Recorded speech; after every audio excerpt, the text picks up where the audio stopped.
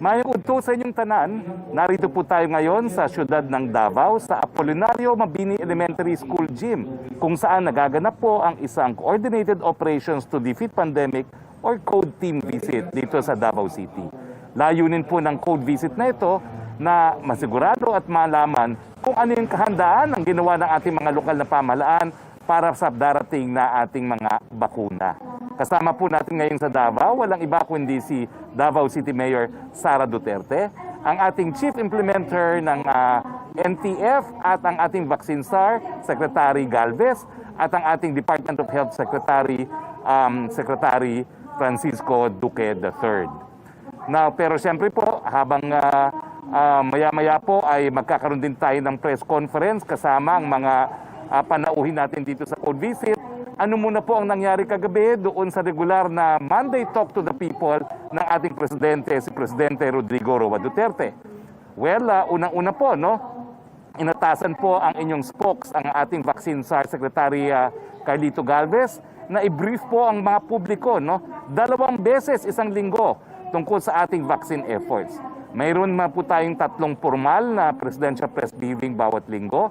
Magkakaroon pa po tayo ng karagdagang information drive sa mga susunod na araw kasama ang National Task Force Chief Implementer at Vaccine Czar Carlito Galvez. Now, in-report din po kagabi ni Secretary Galvez sa kanyang sa Talk to the People na makukumpleto po natin ang kinakailangan nating mga bakuna para sa ating vaccination program.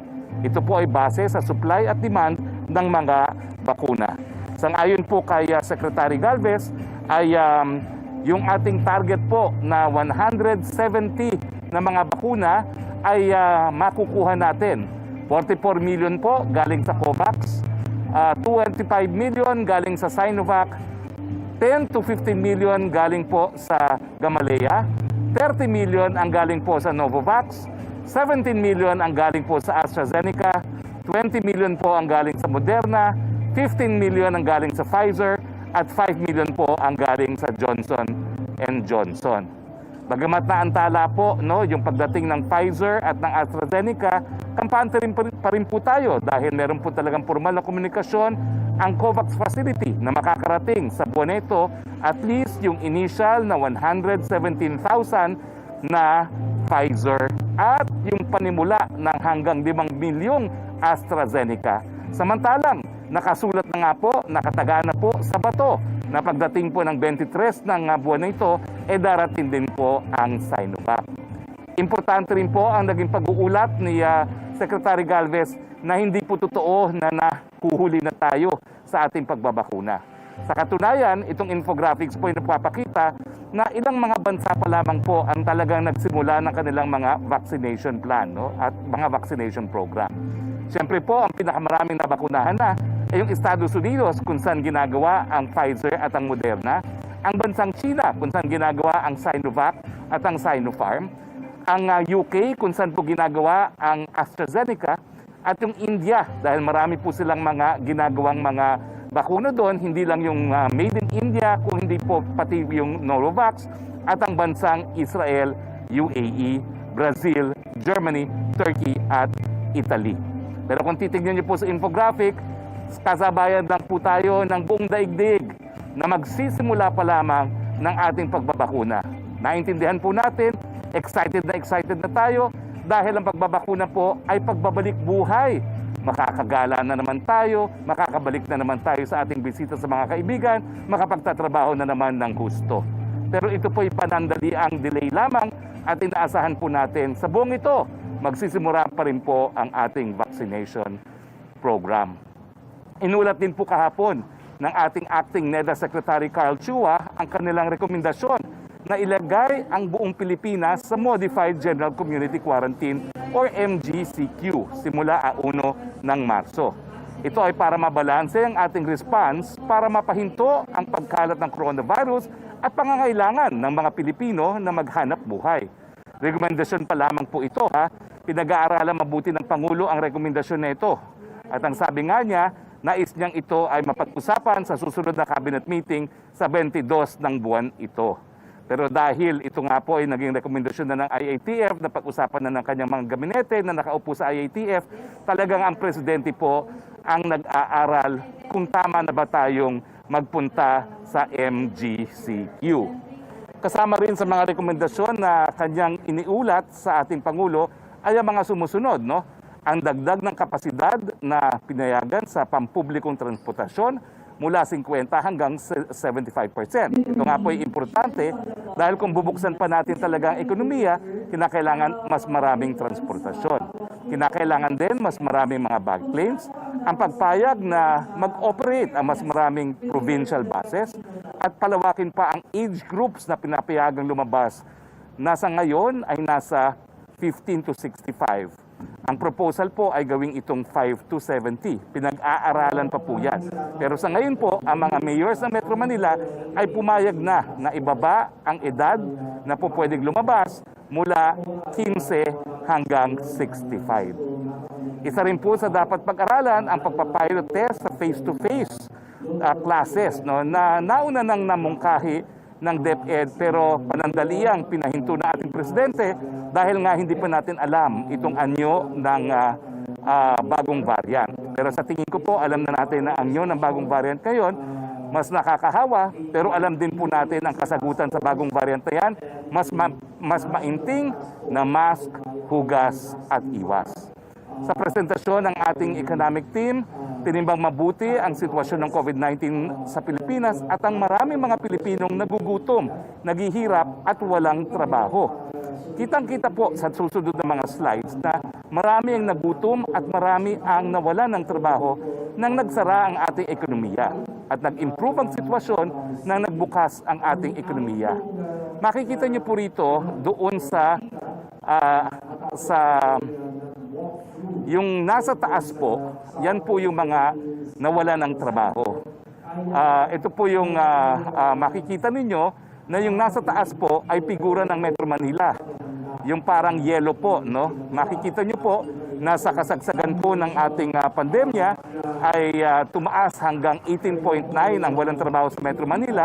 At nung tayo po bahagyan nagbukas ng ekonomiya, bumaba naman po ito to 14.4. Pero kung ikukumpara nyo po sa buong Pilipinas, na karamihan po ngayon ay nasa MGCQ, ang nawala ng trabaho mo po ngayon ay mula po 17.7, ngayon po ay 8.7%. Kung titignan din po natin, nasa 60 to 67% po ang ating ekonomiya ay nasa Metro Manila at Calabarzon. Kaya kinakailangan nga po na buksan ang ekonomiya. Ito naman po, tignan niyo po natin yung mga nagugutom, no? Nakikita niyo po natin dito na ang total na pagkagutom ay talagang tumaas po dahil nga po dito sa pandemya. Pero makikita rin natin dito na mas maliit po ang numero ng mga nagugutom sa buong Pilipinas kung ikukumpira sa Metro Manila, kung saan 12.6% sa ngayon po ang mga nagugutom pa rin at sa buong Pilipinas po ay bumaba naman po. Pumunta naman po tayo sa ating COVID updates, no? Ito po ang world ranking by country ayon sa World Health Organization at Johns Hopkins, no? Sa total cases, meron po tayong 550,860. Tayo po ay number 31 sa buong mundo. Sa active cases, meron po tayong 27,588. Meron po tayo po ay number 42 sa buong mundo. Meron po tayong cases per 1 million population, meron po tayong 501.16. Tayo po ay number 134 sa buong mundo. At sa ating case fatality rate, meron po tayong 2.1%. Tayo po ay number 66 sa buong mundo. Hindi po yan propaganda, yan po ay ayon sa World Health Organization. Now, sa ating aktibong kaso na 27,588 cases, meron po tayong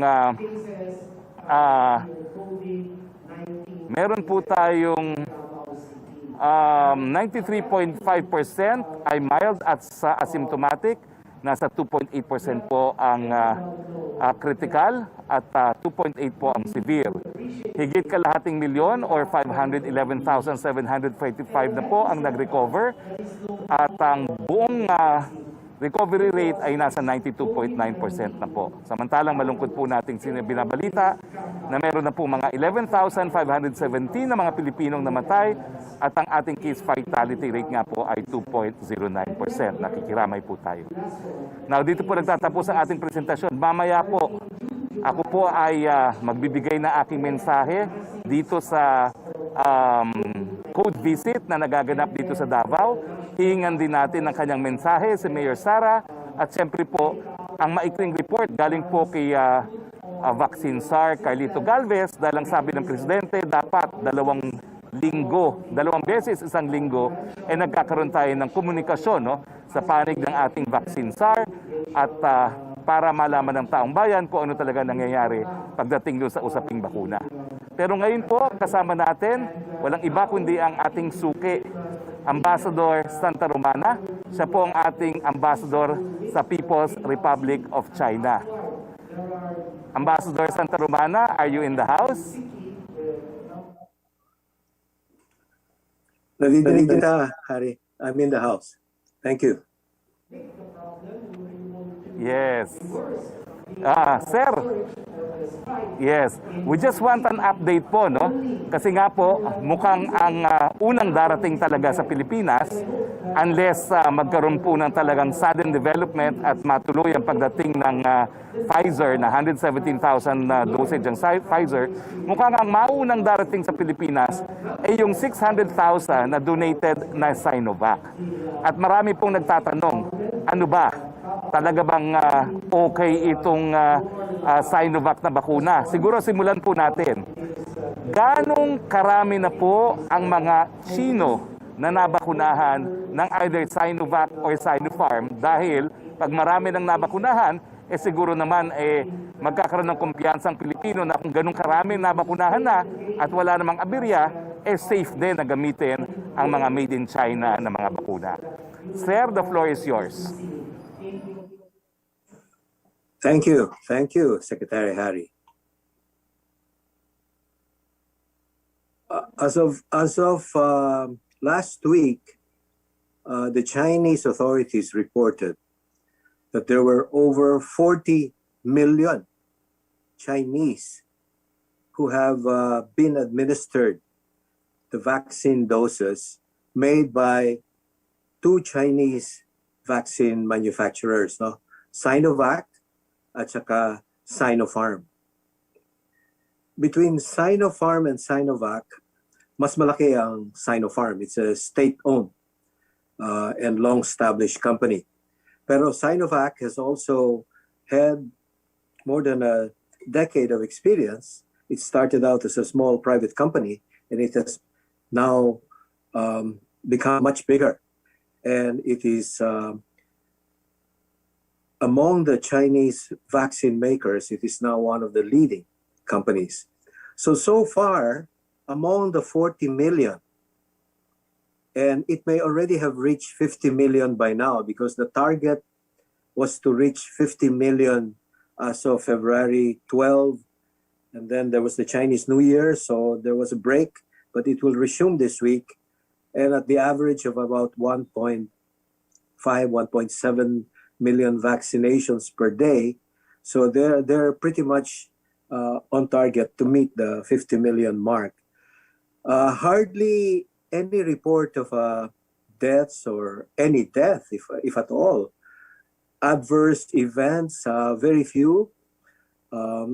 It's basically gone smoothly for the Chinese. Of course, ang binakunahan dito sa China, it's first focused on the high-risk sectors, no?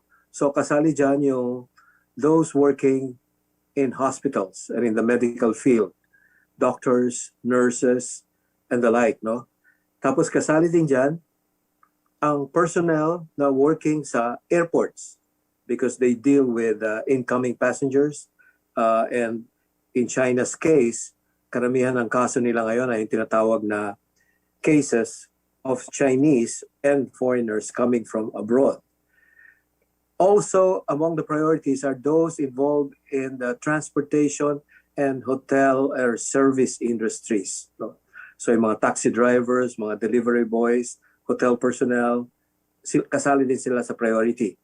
And then of course, the Chinese personnel who are going abroad to study or to work abroad, may priority din sila. And they're included in the priority sector. So, hindi pa kasali, for example, ang mga foreigners or foreign diplomats. And that's why I haven't had the vaccine yet. However, meron ng ilang Pilipino na nagkaroon ng bakuna. I met one actually more than a month ago, a Filipino doctor working in a Chinese joint venture hospital. Kasali siya doon sa priority. Pinauna niya yung kanyang mga Chinese colleagues. In the beginning, he was not willing, but when he saw the results and the others show that, walang side effect, walang adverse effect, he agreed.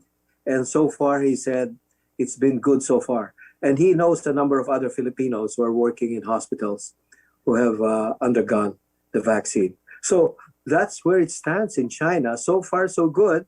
They're hitting their target, maaring hindi exactly on the day they wanted before February 12, but certainly within this week or so, they're going to reach 50 million. They reported 40 million last week. Sir, sa ngayon po, halos kapantay ang mga nabakuna na sa Amerika at sa China. Mahigit 40 million na nga po ang parehong nabakunahan ng Amerikano at ang mga China. Sa atin naman po, ano yung kasiguruduhan na darating nga po yung dinonate na Sinovac sa Pilipinas itong darating na 23 ng buwan ito? Well, of course, this is being discussed through both diplomatic channels and between the IATF and the Chinese vaccine manufacturer.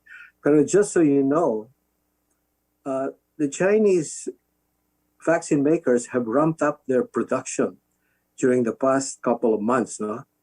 Kasi yung Sinopharm was given the general approval at the end of December, at yung Sinovac was received its general approval nitong beginning of February. And even before that, when they applied for general approval, they already had EUA as early as July last year. So they've been preparing for this. Ang one characteristic nitong ginagawa ng China, unlike the US, the Chinese have also been exporting yung kanilang vaccines abroad, mainly to developing countries. No? More than 50 developing countries, actually, that they provide vaccine assistance. So in a sense, ito yung ibig sabihin nung sinasabi ng Chinese leadership na they want the vaccine public good. So they have exported almost as many vaccine doses abroad as they have administered domestically.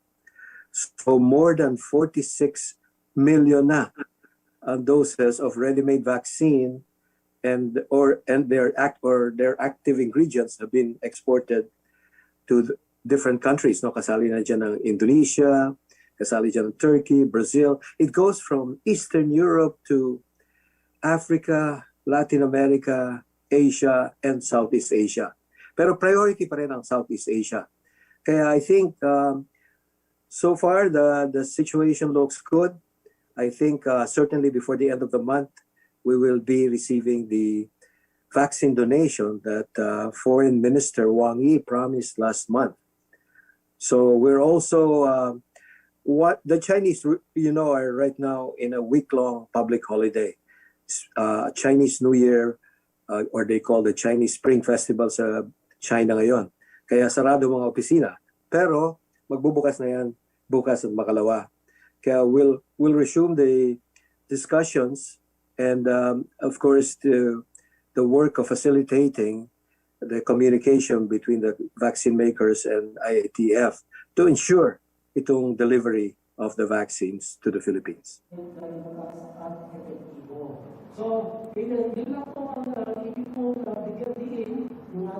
Yes, Ambassador, ano ang kasiguruduhan na with a minimum of 300 orders from abroad at saka yung 1 billion na kinakailangan nila para sa sarili nilang mga mamamayan, anong kasiguraduhan na maisusupply naman ng China yung pinangako nilang 25 million at yung dinonate nilang 600,000 na bakuna para sa Pilipinas?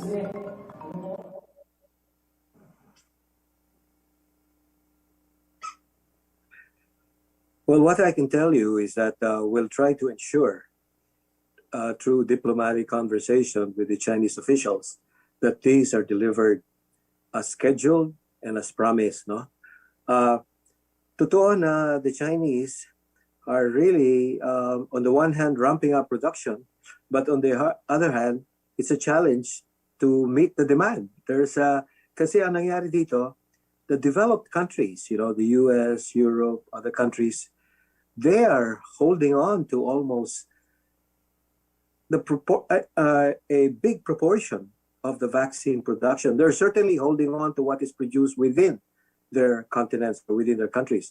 So China basically is playing the role of supplying the developing countries, the third world. Kaya totoong they have a lot of work to do to ensure that. Pero ang advantage ng Philippines is we are pretty high sa kanilang priority list since ASEAN or being part of ASEAN and as a neighbor, we are not only is it easy in terms of transport and otherwise, but we are high in their in the priority list of the government in terms of supplying vaccines. So that is why we have a high level of confidence that this will happen. Of course, kailangan pa rin ang day-to-day, consultations and making sure. But the Chinese media have actually published the different commitments of China. No, of course, madami yung pinramis nila sa, for example, in Tunisia, sa Brazil, sa other parts of the world. No, pero we are, I would say, yung ating number, 25 million. Is on the moderate side, no? Right about on the middle side, no? Neither at the top end, nor is it yung maliit lang, no? So, at saka schedule naman siya, it's staggered from now till the second quarter and the third quarter until the end of the year, yung 25 million. Okay, we'll start first with the first shipment of more than 500,000 before the end of December, and then sa second quarter, starting March, April, and so on, yung schedule, I think it's roughly 1 million to 5 million a month as we go along, no? To be able to meet the target of the agreement, the commitment, actually, of 25 million by the end of the year. Okay, maraming salamat, Ambassador. I hope you join us for our open forum. Simulan na natin ating open forum. Yusek Roque, go ahead, please.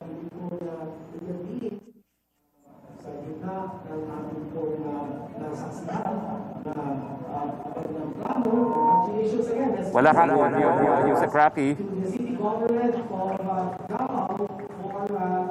Roque, good afternoon, Ambassador. Question from Chris Jose of Remate. Sa tingin po ninyo, handa na po ba ang mamamayang Pilipino at ang Pilipinas sa kabuuang kung pagbibigyan ni Pangulong Duterte ang panukala ng NEDA na isailalim na ang buong Pilipinas sa MGCQ, itaas sa 70% ang vehicle capacity, gawing 5 hanggang 70 na taon ang pinapayagang makalabas ng kanilang bahay at ituloy na ang face-to-face classes sa kabila ng nandiyan pa rin po ang bantaba ng bagong COVID-19 variant? Alam mo, Yusek Roque, kasama po ako doon sa mga miyembro ng IATF na bumoto po, no, na i-rekomenda sa Presidente na lalo pang buksan ang ating ekonomiya. No?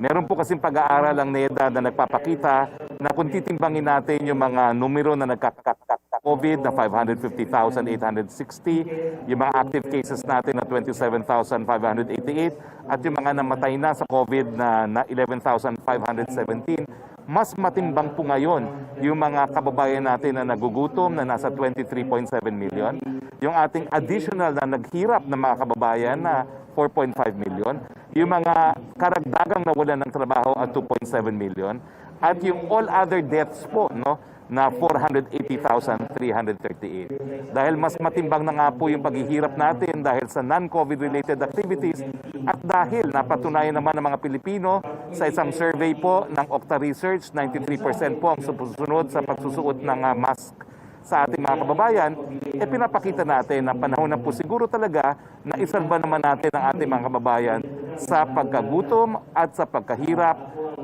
Ito po ay dahilan sa mga ibang bagay at hindi lamang COVID. So sa pagkahanda po, nandyan po yung 93% na pagsusuot ng mask na nagpapakita ng mga Pilipino po, dininig naman yung panawagan ng ating presidente na pag-ingatan ng ating mga buhay para tayo po ay makapaghanap buhay.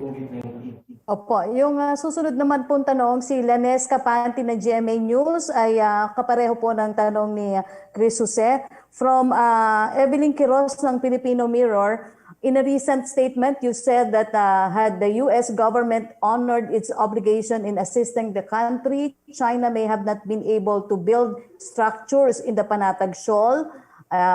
Quote, there are so many islands we have lost, not just Panatag, and yet America did not help us. Would you not agree that the defense of Philippine sovereignty is the responsibility of the AFP and not the USA? Has the government made any move to counter China's territorial grab?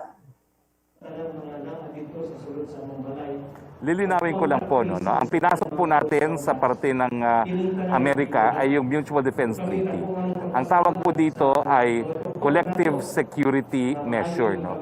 Na kapag linusob ang Pilipinas, ire-respakan tayo ng Amerika.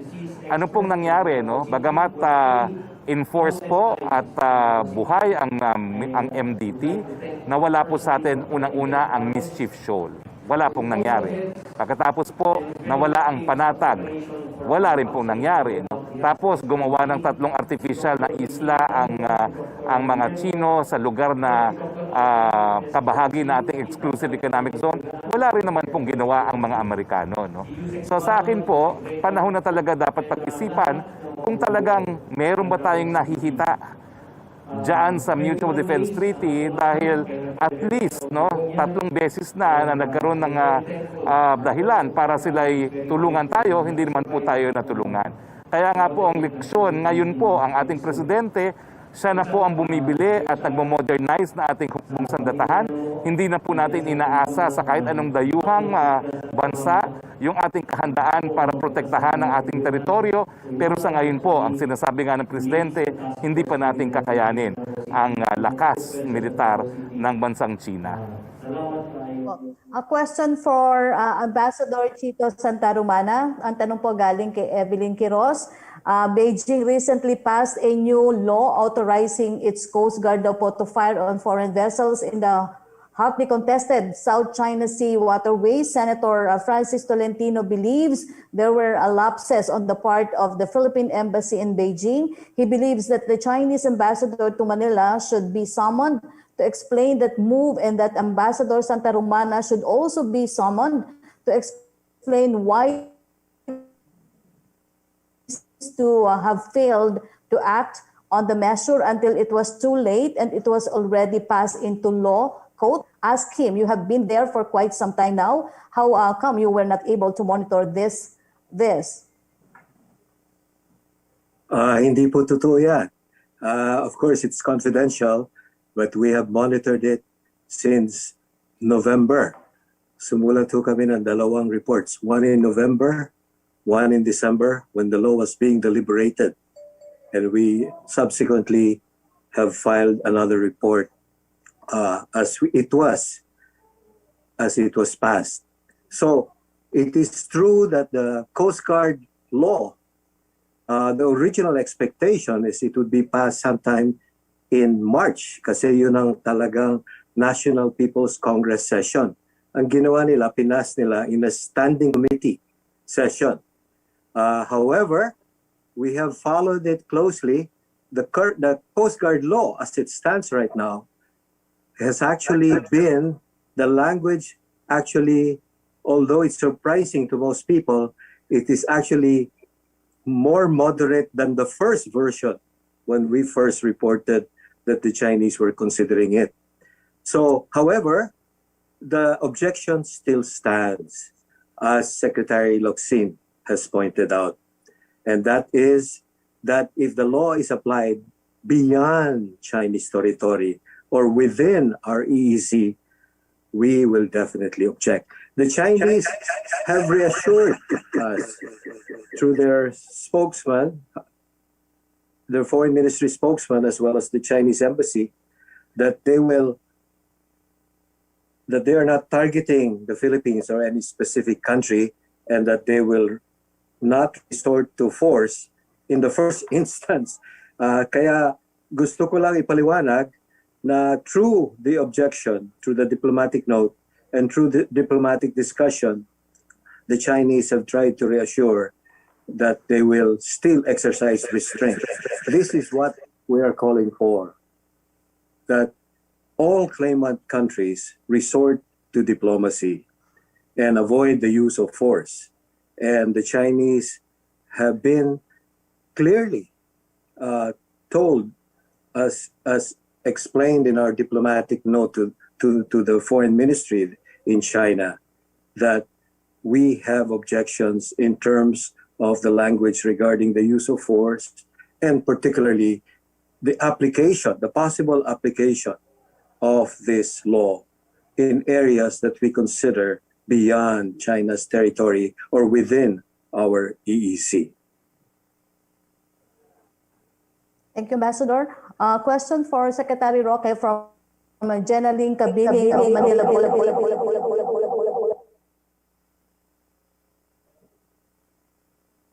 Secretary, Marinig.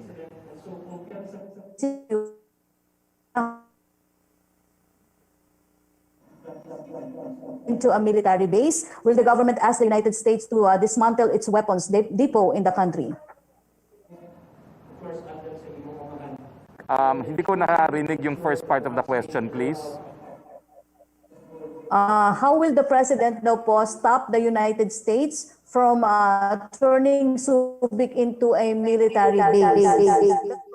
As the United States weapons depot in the country. Well, alam niyo po, meron po kasing pinasok yung dating administrasyon na isang kasunduan na ang tawag ay Expanded Defense Cooperation Agreement. At dahil po dito sa EDCAng ito, binigyan po natin ng karapatan ng mga Amerikano na mag-preposition ng kanilang sundalo at ng kanilang mga defense equipment at karapatan na gamitin ang lahat ng ating mga base militar na ngayon po ay nangyayari na. Ito nga po yung binalita sa atin ng ating presidente. So sa tingin ko po, kung gusto na matigil ito ng ating presidente, kinakailangan balikan muli at pag-isipan niya kung bukod sa VFA, dapat na rin tayong magbitiw dito sa tinatawag na EDCA. Dahil yan po talaga ngayon ang legal na basihan para manatili dito sa ating bayan ang kasundaluhan at ang mga equipment ng mga Amerikano. Question from Pierre Ranyada. Does the palace agree with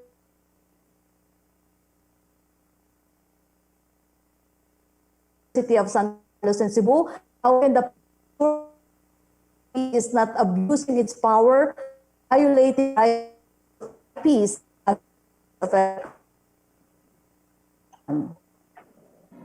Hindi ko po narinig ang tanong. Pakiulit po ang tanong ni Pierre Ranyada.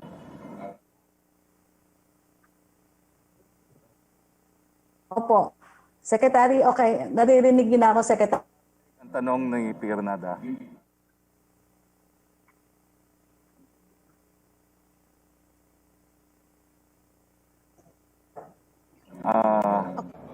Hindi ko po naririnig ang tanong ni Pierre Ranyada. Hear me, Secretary? Opo. Sir, ulitin ko na lang po. Does the palace agree with the manner of which PNP arrested 25 teachers and students of a Lumad school in the University of San Carlos and Cebu? And how the palace assure Filipinos that the PNP po is not abusing its power and violating rights of IPs in the guise of a communist crackdown? Hindi ko po alam kung ano nangyari dyan. Aalamin ko po muna bago tayo magkomento. Opo. A question from John Punsalan ng ABS-CBN regarding daw po sa kay President Duterte's pay for BFA remarks. Former Foreign Affairs Secretary Albert de Rosario said China owes Filipinos more than 230 billion pesos in damages for its marine destruction in the West Philippine Sea. Secretary? Yes, ano po yung tanong ulit? A question from John Punsalan po ng ABS-CBN regarding daw po sa statement ni President Duterte, yung pay remark, former Foreign Affairs Secretary Albert de Rosario said, China po owes Filipinos more than 230 billion in damages for its marine destruction in the West Philippine Sea. He asked, in this case, when will President Duterte demand China to pay? Secretary Roque? Well, alam niyo po, nangyari yung karamihan na yan nung panahon na Secretary of Foreign Affairs, itong si Secretary, anong pangalan niya uli? Former Secretary? Ito pong mga ginawa ng China, nangyari po lahat yan sa administrasyon ng Pangulong Aquino. At kung meron pong dapat pananagutan, sana talagang gumawa po ng hakbang ang gobyerno ni Presidente Aquino nung sila'y nakaupo pa para magkaroon ng katarungan ng ating bayan. Ang alam ko po, mula nang umupo ang ating Pangulo bilang isang presidente, nagkaroon po tayo ng bagong pagkakaibigan sa bansang China at mukhang natigil po ito mga gawaing ito. Itong si Secretary de Rosario po, siya po yung dahilan, siya po yung nasa SFA nung nawala po sa atin ang panatag. So dapat po siya magbigay eksplanasyon bakit pinayagan niya mangyari yan. Opo, Secretary Pia Gutierrez, tanong ng inyang sa Presidential Electoral Tribunal's dismissal of Senator Bongbong Marcos' electoral protest against Vice President Leni Robredo. Well, yan po ay nakabinbi naman sa Korte Suprema. Hayaan po nating desisyonan niya ng Korte Suprema bilang Presidential Electoral Tribunal. Opo, pahabol ng Joseph Morong po ng GMA. We attribute po the delay in the indemnification documents. Was Visor late in telling us we need a law or an agreement for indemnification, or we are slow to act to give them the indemnification mechanism? Ulitin ko po, itong parating na Pfizer ay dahil po sa COVAX facility, no? So, hindi po tayo nag-order ng paunang delivery na ito sa Pfizer mismo, kundi sa COVAX, no? So, ang COVAX po ang nagbigay notice sa atin na kinakailangan pumirmahan itong indemnification agreement na ito. Opo, ang follow-up po niya, what is that Pfizer wants in the documents they sent to the Philippine government? No liability on their part? Well, ang hinihingi po ay dahil nasa EUA nga po itong mga bakunang ito, ang hinihingi ng mga gumagawa ng mga bakuna ay kung merong mga side effects na ang dapat magbigay ng indemnification sa ating mga kababayan ay ang Pilipinas sa pamagitan nga ng PhilHealth. At hindi na kinakailangan ipakita na merong fault ang kahit sino. Ito po ay para magbigay ng kumpiyansa sa lahat na gamitin itong mga bakuna na covered pa lamang ng EUA. Opo, alam ko, Secretary, lilipat po kayo sa press ko ng NTF, pero pahabol lang po ni Maricel Halili ng TV5. Sabi po daw ng tagapagsalita ni VP Leni na si Attorney Barry, imbis na sagutin ng Pangulo ang mismong issue, ay puro pangungutya lang ang ginagawa nito kay VP Leni. Kahit na kumilos si VP nung panahon na mabagal ang pagtugon ng gobyerno sa COVID, ano po ang masasabi nyo dito? Hindi po pagkutsa yun. Yun po ay tunay na mga sagot kay VP Leni kasi mukhang kinakailangan talaga niya na refresher course. Bibitaw na po ako ngayon para sumapi po sa press briefing ng NTF.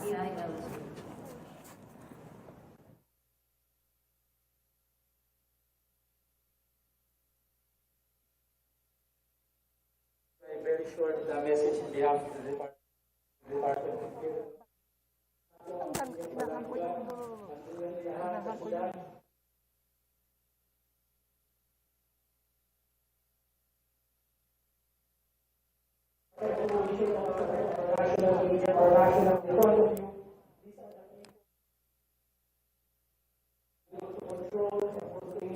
Akin na lang yung mic. Philippines been recognized as the best performing country in terms of COVID-19 response. Nandito po, sila po ang palakpan talaga po natin na gumawa po nito at gumawa ng posible. Secretary Doc Duque, Secretary Galvez, at inyong palanggaw din, ang anak ng Davao, Secretary Carlo Nograles, at ang tagapagbigay ng tamang informasyon, ang ating presidential spokesperson, Mr. Secretary Roque. Dahil pasalamat sa ating DOHC na nandito, kasama rin po si DG Eric Domingo, nandito po si Dr. Ted Garbosa at sa buong DOH team at sa mga lokal na opisyalis, palakpakan po ninyo inyong mga sarili. For the departure po, ng Bureau of Government, I think as early as the previous month, it already issued